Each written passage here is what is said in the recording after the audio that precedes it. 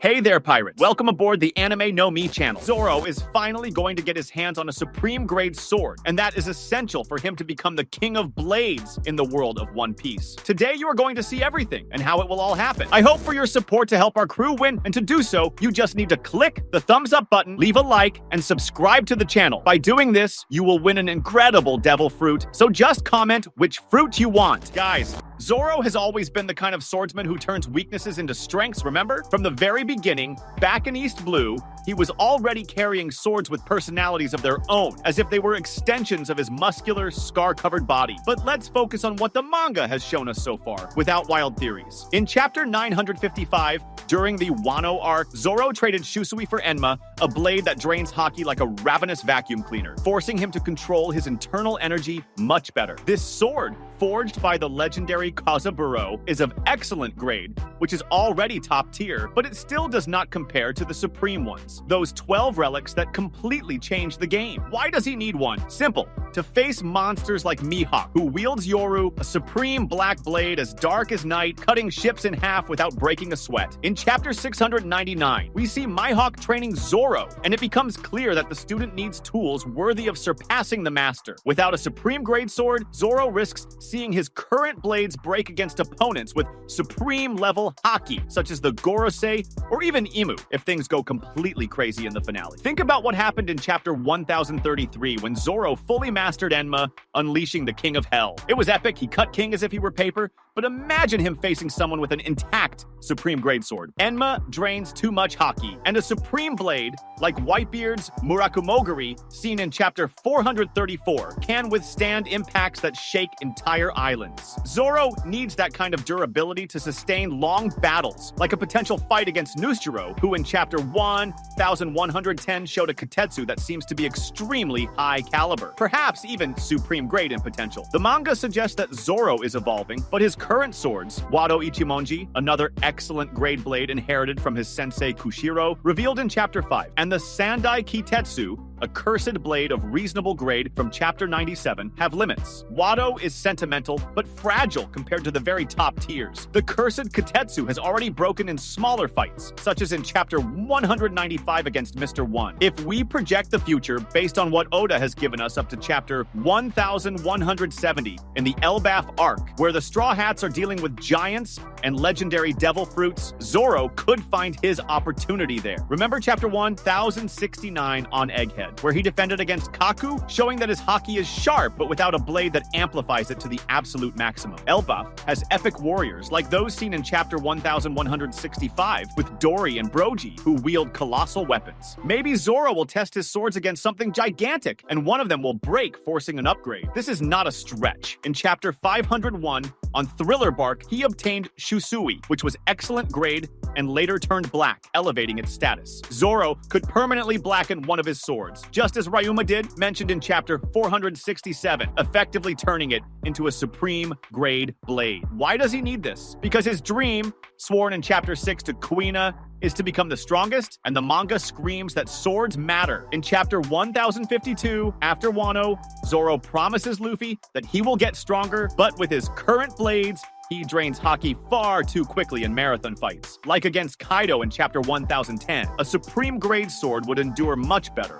allowing him to focus purely on technique, like the Asura seen in chapter 417. Imagine Zoro facing Blackbeard, who in chapter 925 showed interest in powerful weapons. Without a supreme blade, Zoro could lose his edge. The manga, in chapter 1082 with the Cross Guild, positions Zoro as a premium hunter, but to hunt admirals like Fujitora, with his insane gravity shown in chapter 713, he needs something that will not bend. As for timing, based on chapter 1120, where the world is in chaos due to Vegapunk's message, the final saga is approaching. Zoro could obtain a supreme sword on Laugh Tale, but that is a wild guess. It makes more sense to look at Elbaf, where Norse-inspired legends thrive, and Oda loves mythology. In chapter 1166, with the mention of Joy Boy, there may be treasures guarded by giants, including swords. Zoro needs this because his current blades, despite being strong, were damaged in Wano. Remember chapter 1003 when Enma nearly drained him dry? A supreme blade, like Roger's ace seen in chapter 506, carries both legacy and raw power, helping Zoro infuse haki without limits. Going deeper, in chapter 937, Kitetsu explains the sword grades, and Sandai Kitetsu is the weakest of the cursed blades, while Shodai Kitetsu is supreme grade. Zoro has the third generation. Maybe he will find the first in Elbaf, since giants have ancient history. Why does he need it? To balance his trio. With 2 excellent grade swords and 1 reasonable grade, the balance is unstable. As seen in chapter 1031 against King, a supreme blade would unify his arsenal, allowing for smoother styles. Considering chapter 1114 with the Gorosei regenerating, Zoro will need a blade capable of cutting souls or something equally extreme, and supreme swords have a mystical reputation. Continuing, the manga in chapter 1044 with Luffy's Gear 5 suggests major evolutions, and Zoro could follow a parallel path by blackening his swords. Why? Because in chapter 699, Mihawk said that black is the pinnacle, elevating a sword's grade. Zoro needs this to avoid falling behind allies like Sanji, who in chapter 1034 gained genetic upgrades. As for timing,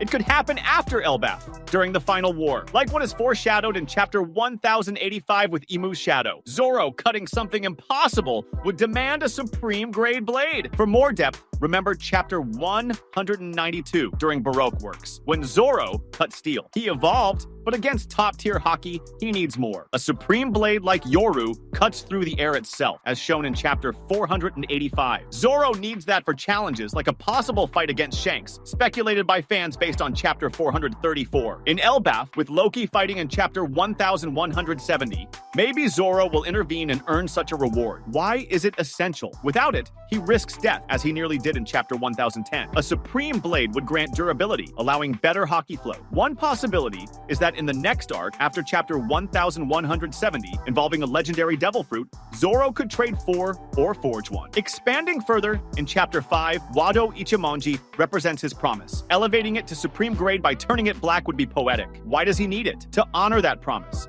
just like Ryuma did in chapter 448. The timing would be the final saga when he confronts Mihawk once again. The manga in chapter 1059 with Blackbeard hunting devil fruits suggests a hunt for weapons as well. Zoro could capture one. Why? To become a legend, just as Rayleigh said in chapter 507. A supreme grade sword is a symbol. Continuing along this line, in chapter 909, the Wano setup already showed how important swordsmiths are, and Elbaf might have similar figures. Zoro needs this because his current swords carry curses and heavy drains, while a supreme grade blade would be pure, overwhelming power. Assuming what chapter 1169 suggests, with the Straw Hats and Elbaf, the adventure could easily lead to a legendary treasure. Let's keep this energetic discussion about Zoro's future and his blades going, picking up directly from what the manga is delivering right now in Elbaf, without going back to points that have already been beaten to death. With the Elbaf arc going full force starting in chapter 1126, the Straw Hats are deep in the land of the giants, a place filled with legendary warriors and weapons that look like they came straight out of epic sagas. The stage is perfectly set for Zoro to shine in a way that could completely change his arsenal. Look at what is happening right now. In chapter 1166, the meeting with Saul and the revelations about Joy Boy already show that Elbaf is not just about brute strength. It has layers of ancient history, with giants carrying secrets from the Void Century. These warriors wield colossal axes and swords, like those used by Dory and Brogy in chapter 1165. Weapons that can withstand impacts powerful enough to split mountains. Zoro, who thrives on insane physical challenges, will almost certainly get involved in duels against these monsters, pushing his current blades to their absolute limits. Imagine him trading blows with an Elbaf warrior wielding an ancient sword. That is exactly the kind of situation where the manga can force a sudden evolution, because Enma already showed in chapter 1033 that it drains haki like crazy, and against giant-scale opponents, it might not be enough on its own. And then there is Prince Loki, introduced as a dangerous and captured figure in recent chapters. He has real potential to be an elite swordsman, especially since Elbaf is inspired by Norse Vikings full of berserkers wielding mythical blades. If Zoro crosses paths with him, or with guardians of of Elbaf's treasures, such as sacred trees protecting relics mentioned in the legends of Chapter 1167, we could see a battle that demands more than advanced hockey. It would require a blade capable of withstanding divine-level forces. After all, supreme-grade swords are not just strong, they carry an aura that amplifies their wielder, the same way Yoru makes Mihawk look invincible in the flashback of Chapter 96. When you think about the parallel with Ryuma, the legendary samurai of Wano, who turned Shusui black and elevated its grade, Zoro is on the perfect path in Elbaf to do something similar, but on an even greater scale. The manga already hinted in Chapter 937, with Tenguyama Hitetsu explaining that blades permanently blackened rise in rank. Enma, forged by the same Kozaburo who forged Wado Ichimonji, has the pedigree to become a supreme-grade sword if Zoro manages to permanently infuse it with Conqueror's Haki